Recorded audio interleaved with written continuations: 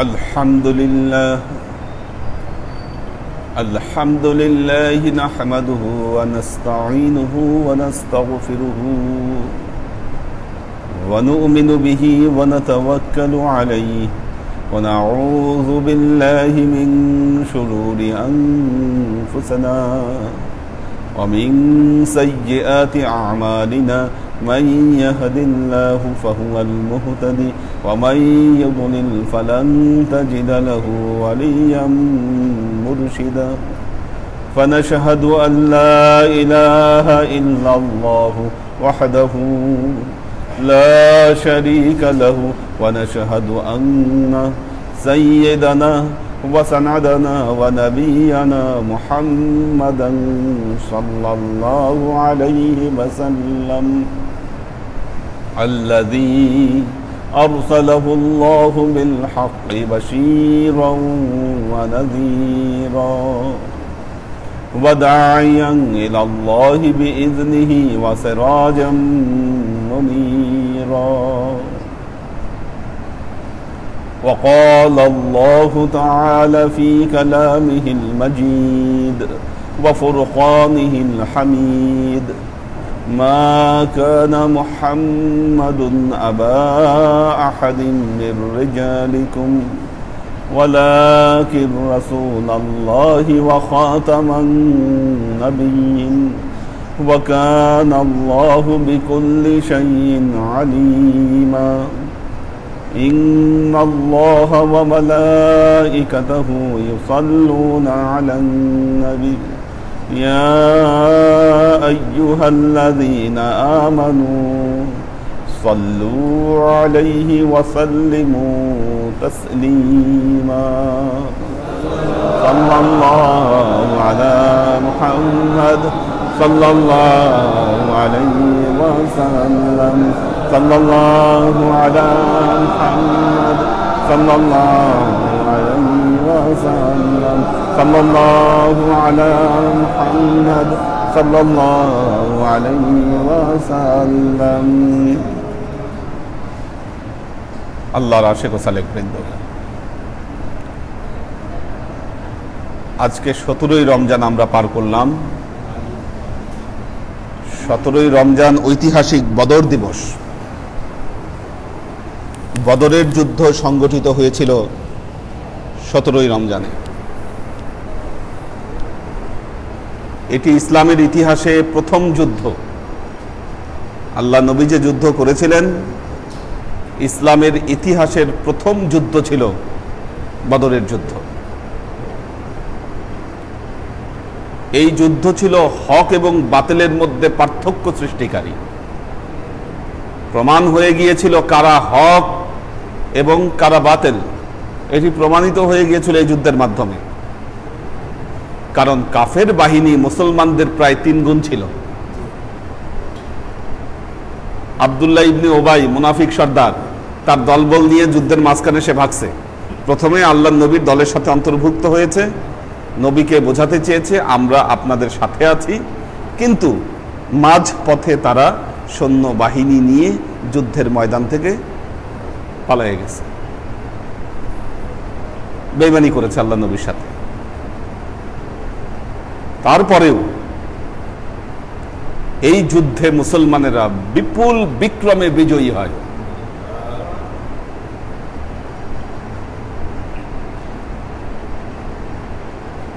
কাফেররা আল্লাহ নবীর সামনে দাঁড়াতেই পারে নাই। তারা এই যুদ্ধে আল্লাহ তাআলা মুসলমানদেরকে ফেরেশতা দিয়ে সাহায্য করেছিলেন, যার বর্ণনা পবিত্র কোরআনে বর্ণিত হয়েছে। আল্লাহ নবীর যে কয়টি মুজিজা পবিত্র কোরআনে বর্ণিত হয়েছে, তার মধ্যে এই বদরের যুদ্ধে যে ফেরেশতা দিয়ে আল্লাহ সহযোগিতা করেছিলেন, এই সহযোগিতা ছিল আল্লাহ নবীর একটা মুজিজা। সাহাবীরা লাঠির ডাল নিয়ে, খেজুর গাছের ডাল নিয়ে যুদ্ধের ময়দানে গেছে, ওই ডাল তলোয়ারের মতো হয়ে গেছে। কাফেররা বুঝতেই পারে নাই কি ঘটলো, কারণ কাফেররা কনফার্ম ছিল মুসলমান বাহিনীর পরাজয় ঘটবে। এত সৈন্যবাহিনী, ওরা সুশিক্ষিত, আর এইদিকে আল্লাহ নবীর সাথে যারা আছে তারা তো অসহায়, দুর্বল, মুহাজির আনসারদের সমন্বয়ে গঠিত দল। এর দ্বারা কয়েকটি বিষয় প্রমাণিত হয়ে গেছে। বদরের যুদ্ধ আমাদেরকে কয়েকটি শিক্ষা দেয়। এক হচ্ছে ওয়ালা তাহিনু ওয়ালা তাহজানু ওয়া আনতুমুল আ'লাউনা ইন কুনতুম মুমিনিন। আল্লাহ তার কালামে পাকে যে বর্ণনা করেছেন ওয়ালা তাহিনু ওয়ালা তাহজানু, তোমরা নিরাশ হইও না, তোমরা দুশ্চিন্তাও করো না, ওয়া আনতুমুল আ'লাউনা, তোমাদের বিজয় অবশ্যই হবে, তোমরা অবশ্যই উপরে উঠবা, ইন কুনতুম মুমিনিন, যদি তোমরা প্রকৃত মুমিন হয়ে থাকো।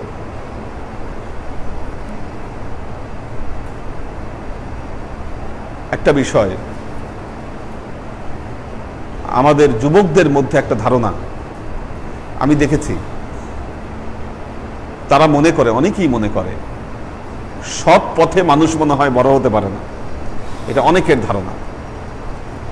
সৎ পথে মানুষ মনে হয় বড় হতে পারে না। বড় হতে গেলে, ইনকাম করতে গেলে, বড়লোক হতে গেলে অসৎ পথে ইনকাম করতে হবে, বা আমার জীবনের যদি আমি উন্নতি করতে চাই তাহলে সৎ পথ দিয়ে হবে না। এই ধারণা যে যুবকের মাথায় ঢুকেছে, নির্ঘাত শয়তান এই ধারণা তার মাথার ভেতরে ঢুকাই দিচ্ছে। আল্লাহর নবীর জীবন বৈপ্লবিক ঘটনা। রোমান সম্রাট স্বপ্নে দেখলো তার রাজত্বের পতন ঘটেছে এমন জাতির হাতে যেই জাতি খাতনা করে। ব্যাখ্যার তাবিল জানার জন্য সবাইকে ডাকলো, তার গণক যারা, গণকেরা বলল, দেখেন পৃথিবীর তিনটা জাতি খাতনা করে। এক হচ্ছে আমরা খ্রিস্টান, আমরা করি খাতনা। আরেক হচ্ছে মদিনায় যে ইহুদিরা বসবাস করে, ওরা খাতনা করে। আর নতুন এক দল বের হয়েছে ধর্মের অনুসারী, গুটি সামান্য মানুষ, হাতে গোনার মতো কেউ না, এরা খাতনা করে। এরা আপনার এই রোমান সাম্রাজ্যের কি পতন ঘটাবে? ইম্পসিবল ব্যাপার, আপনি নিশ্চিন্ত থাকেন। খলিফা ওমরের সময় এসে এই মুসলমানদের হাতেই রোমান সাম্রাজ্যের পতন ঘটে। ঈমান। যারা ভাবছেন সৎ পথে থেকে বড় হতে পারবেন না, আমি আল্লাহর কসম করে বলছি আপনারা অসৎ পথে গিয়ে বড় হতে পারবেন না। যতটা অসততা, যতটা দুই নম্বরই আপনাদের ভেতরে রাখবেন, দুনিয়ায় ততটা লাঞ্ছনা গঞ্চনা আপনারা সহ্য করবেন। যদি উন্নতি করতে হয় সৎ পথে আসেন, আল্লাহর তরফ থেকে আল্লাহ আপনাকে সাহায্য করবে। এটা মুসলমানদের ইতিহাস। নিরাশ হয়েন না। আপনি হয়তো ভাবছেন যে না, আচ্ছা আমি এত সৎভাবে চলার চেষ্টা করছি কিন্তু আমার কেন উন্নতি হচ্ছে না। বিশ্বাস রাখেন আল্লাহর হাতে। আজকে হচ্ছে না, 2 দিন পরে হবে, 3 দিন পরে হবে। আল্লাহর কালামের কথা, ওয়া আনতুমুল আ'লাউনা, তোমরা অবশ্যই অবশ্যই উপরে উঠবা, ইন কুনতুম মুমিনিন, যদি তোমরা মুমিন হয়ে থাকো।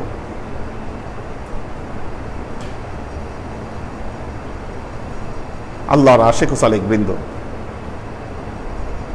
অনেকে বলে আল্লাহর নবী নাকি সাম্রাজ্যবাদী ছিল। নাউজুবিল্লাহ।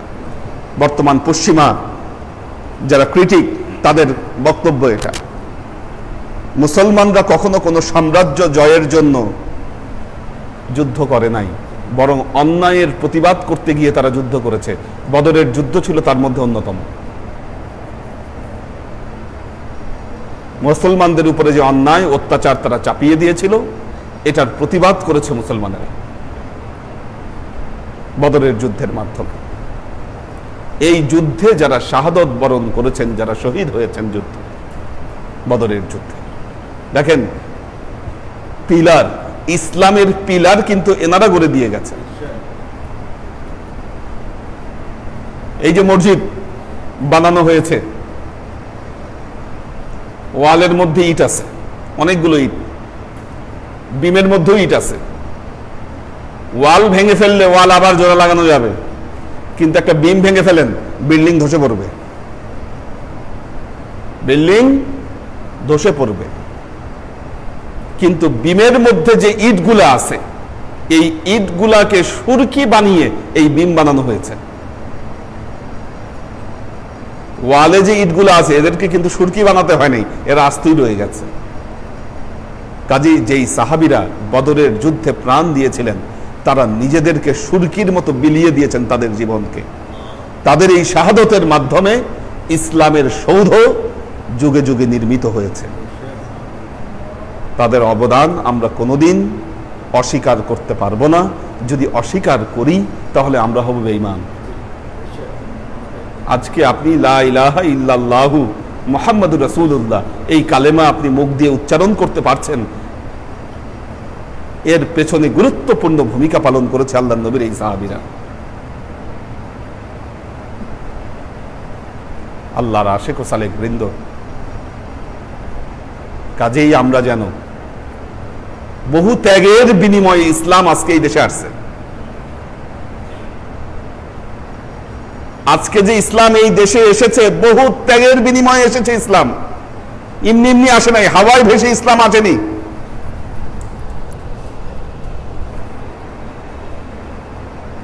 ইসলামের ইতিহাস আপনি দেখেন,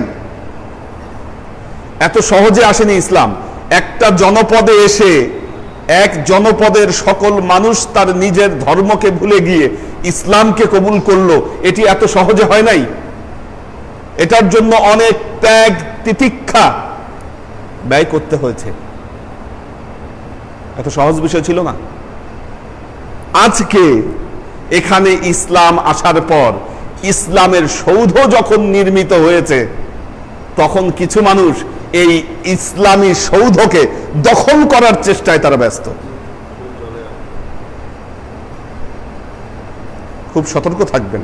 দেখেন, ওলি আউলিয়ারা যে ইসলাম মানুষের কাছে দিয়েছেন, সেই ইসলাম ছিল সফট, প্রেমময়, মধুময়। কখনো ভাববেন না তলোয়ার দিয়ে মুসলমানরা ইসলাম এনেছে। তারা তাদের ব্যবহার, তারা তাদের আন্তরিকতা, তারা তাদের ভালোবাসা দিয়ে পৃথিবীর চতুর্দিকে ইসলামকে ছড়িয়েছে। এত সহজে আসেনি। আজকে কিছু মানুষ এই বানানো সৌধ পেয়ে মুসলমানদের এই তাবুকে তারা দখল করার চেষ্টা করছে। মসজিদে মসজিদে ইমাম মুয়াজ্জিন ঢুকাই দিছে। যারা নতুন ফিলোসফি, নতুন দর্শন ইসলামের নামে, যা কোনোদিন ইসলাম ছিল না, সেটা মানুষকে এই দর্শন বিলানোর চেষ্টা করছে। দেখেন, এদের ফাঁদে পড়ে, এদের ফাঁদে যারাই পড়েছে, ইসলামের কি বদনাম হয়েছে না সুনাম হয়েছে? কি যারা ইসলামের নামে সন্ত্রাসী কর্মকাণ্ড করছে সারা পৃথিবীতে, মানুষকে বুঝাইছে তখন ইসলাম মানে এগুলা জিহাদ করো? ওলিয়া উলিয়ারি কি কোনোদিন এগুলা বুঝাইছে মানুষকে?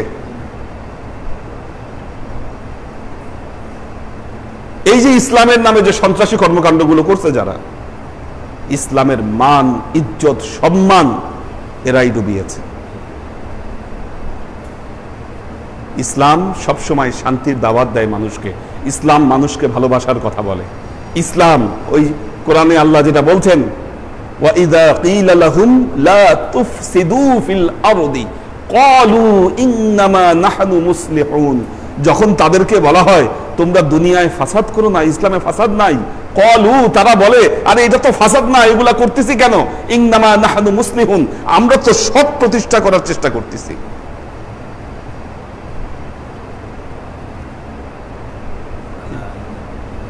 আল্লাহ বলতেছে আলা ইন্নাহুম হুমুল মুফসিদুনা ওয়ালাকিন লা ইয়াশউরুন, আল্লাহ বলতেছে এরাই আসলে মূলত ফাসাদকারী, এরাই সন্ত্রাসী, এরা বুঝতেছে না। একটা জিনিস খেয়াল করবেন, কালচার, মুসলমানদের মধ্যে একটা কালচার এখন গড়ে উঠছে যেটা কখনো ছিল না। ইসলামের নামে কোনো কথা বললে পরমত, আজকে মুসলমানেরা পরমত সহ্য করতে পারছে না। আলেম যারা, তারা পরমতকে শ্রদ্ধা করতে পারছে না। যার সাথে মতের মিল হচ্ছে না, ওই মতের জবাব দেওয়ার জন্য লাঠি নিয়ে রাস্তায় নামতেছে। কি এটা কি ইসলামের নিয়ম? আপনি লাঠি নিচ্ছেন কেন? মাহফিলের মধ্যে দুই দলে সংঘর্ষ লেগে মানুষ আহত হয়েছে। আপনারা হুজুর যারা আছে তারা মারামারি করে আহত হলেন, সাধারণ মানুষের কাছে এর দ্বারা কি মেসেজ পৌঁছানো? একবারও চিন্তা করেছেন? কি কারো মতের সাথে আমার মত নাই মিলতে পারে, জ্ঞানের জবাব জ্ঞান দিয়ে দিতে হয়, যুক্তির জবাব যুক্তির মাধ্যমে দিতে হয়। আপনি লাঠি নিচ্ছেন কেন? বলতেছে পুঁতে ফেলবো, একেবারে মাথা ফাটাই দিব, রক কেটে ফেলবো। কি ধরনের কথাবার্তা এগুলো? কেন এগুলো কেন বলতে হবে আপনাকে? যুক্তি, সৌন্দর্য, জ্ঞান দ্বারা মুসলমানেরা যুগে যুগে এই জ্ঞান চর্চা করেছে। এইভাবে সন্ত্রাসী কর্মকাণ্ড, হিংস্রতার দ্বারা মুসলমানেরা কখনো কারো জবাব দেয়নি। এই উপমহাদেশে তো বিধর্মীরাও ছিল, তাদেরকে ইসলামের পথে এনেছে কিভাবে? জ্ঞান দ্বারা এনেছে, যুক্তির মাধ্যমে এসেছে। বল প্রয়োগ করে এগুলো সম্ভব হয় না। আল্লাহর আশিক ও সালেক বৃন্দ, আল্লাহ আমাদেরকে শিক্ষা নেবার তৌফিক দান করুন।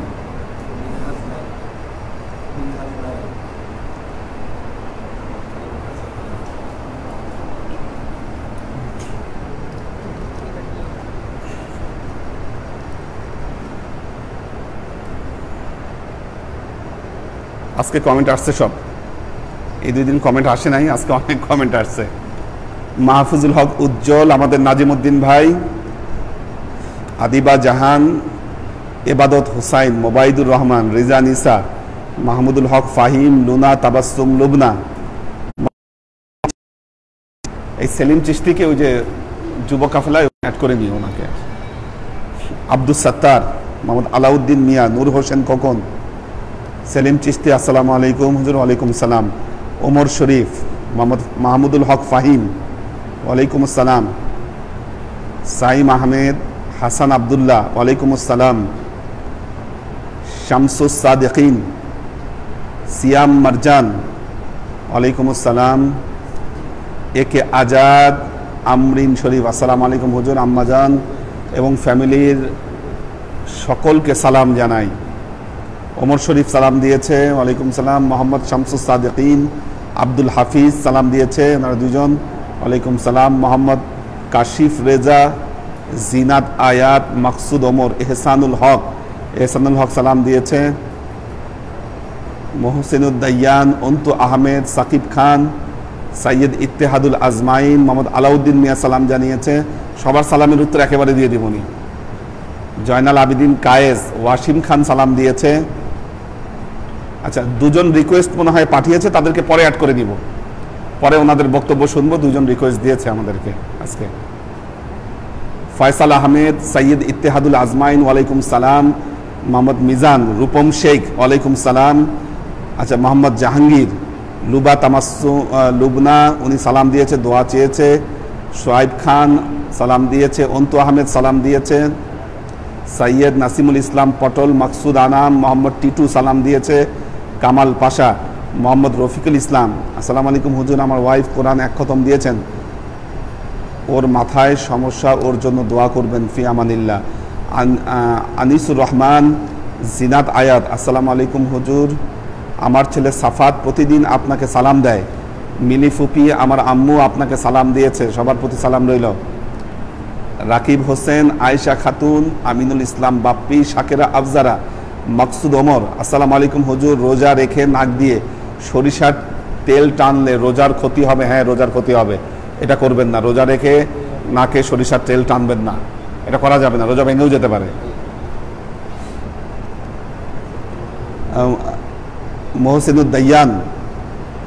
মোহসেনুদ্দাইয়ান সালাম দিয়েছে। হাবিবুর রহমান, মাহফুজুল হক উজ্জ্বল সালাম দিয়েছেন সবাইকে। মাহফুজ আলম, একে আজাদ দোয়া চেয়েছে। হাসান, আয়েশা খাতুন সালাম দিয়েছে। মোহাম্মদ কবির, মহসিন উদ্দিন, একে আজাদ সালাম দিয়েছে। হাসান আবদুল্লাহ সালাম দিয়েছে। জয়নাল আবেদিন, আচ্ছা, কবির হোসেন সালাম দিয়েছে সবাইকে, পীরমা দরবারের সবাইকে। পাখির ভেজ সালাম দিয়েছে। ইলিয়স পাশা, আমাদের মিয়াজি স্যার আছেন, আতাউর রহমান মিয়াজি স্যার আছেন, স্যারের প্রতি সালাম রইল।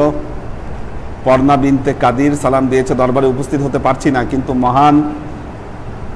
মহান আল্লাহ আপনার মাধ্যমে দরবারের সবাইকে পরিবার সহ সুযোগ দিয়েছেন। জসিম সালাম দিয়েছে, দোয়া চেয়েছে। জাহানারা আখতার, মোহাম্মদ সেলিম আছে, হাবিবুর রহমান সালাম দিয়েছে। বদরের যুদ্ধের শহীদদের সহ আজ মরহুম নানার ওফাত দিবস, আমাদের সবার জন্য দোয়ার দরখাস্ত রইল। হ্যাঁ, এই জন্যই আমরা আসলে আজকে মিলাদ দিয়ে শুরু করেছি সবার।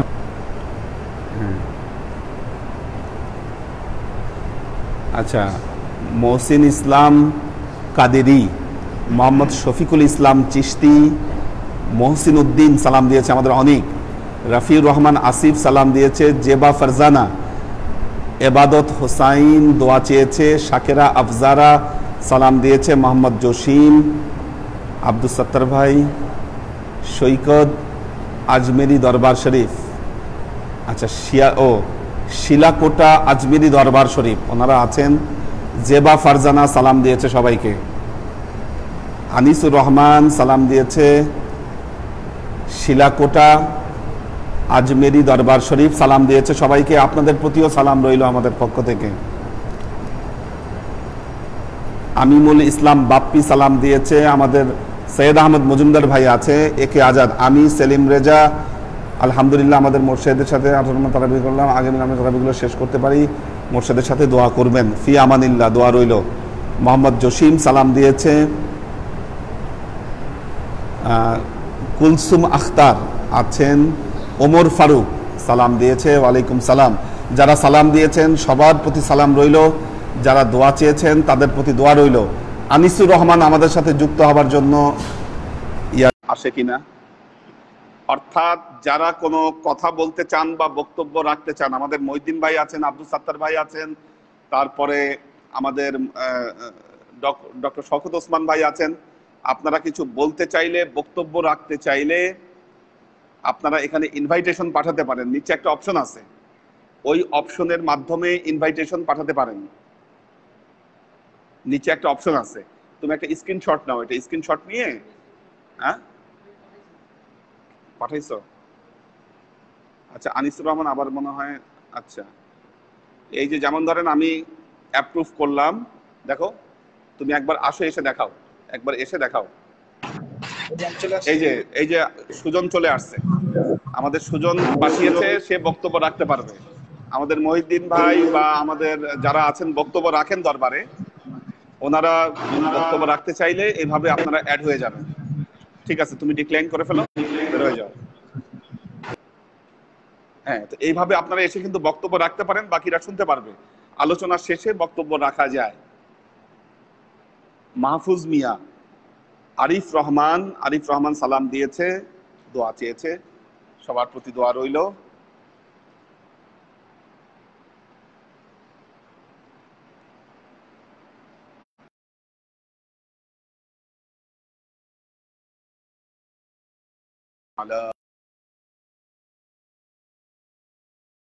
إبراهيم وعلى آل إبراهيم إنك حميد مجيد اللهم بارك على محمد وعلى آل محمد كما باركت على إبراهيم وعلى آل إبراهيم إنك حميد مجيد ربنا ظلمنا أنفسنا وإن تغفر لنا وترحمنا لنكونن من الخاسرين ربنا آتنا في الدنيا حسنة وفي الآخرة حسنة وقنا عذاب النار ربنا لا تزغ قلوبنا بعد إذ هديتنا وهب لنا من لدنك رحمة إنك أنت الوهاب اللهم إنك عفو تحب العفو فاعف عني يا غفور الرحيم الودود اللهم نور قلوبنا بنور الإيمان ونور قلوبنا بنور الإسلام ونور قلوبنا بنور الإحسان وزين أخلاقنا بنور محمد صلى الله عليه وسلم يا الله يا رحمن يا مالك আল্লাহ, তুমি আমাদের ক্লাসকে তুমি কবুল করে নাও। আমাদের নবী মুহাম্মদ মুস্তাফা সাল্লাল্লাহু আলাইহি ওয়াসাল্লামের কাছে তুমি যাত্রাকে পৌঁছে দাও আল্লাহ। আমাদের নবীর পরিবার বর্গের কাছে তুমি এর যাত্রাকে পৌঁছে দাও। নবীর সকল সাহাবায়ে কেরামের কাছে তুমি এর যাত্রাকে পৌঁছে দাও। বিশেষ করে আল্লাহ, বদর, খন্দক, উহুদ যুদ্ধে যারা শাহাদত বরণ করেছে সবার কাছে তুমি এর দোয়াকে পৌঁছে দাও আল্লাহ। আমাদের সমস্ত অভাব, অভিযোগ, বালা, মুসিবত, দুঃখ, কষ্ট, রোগ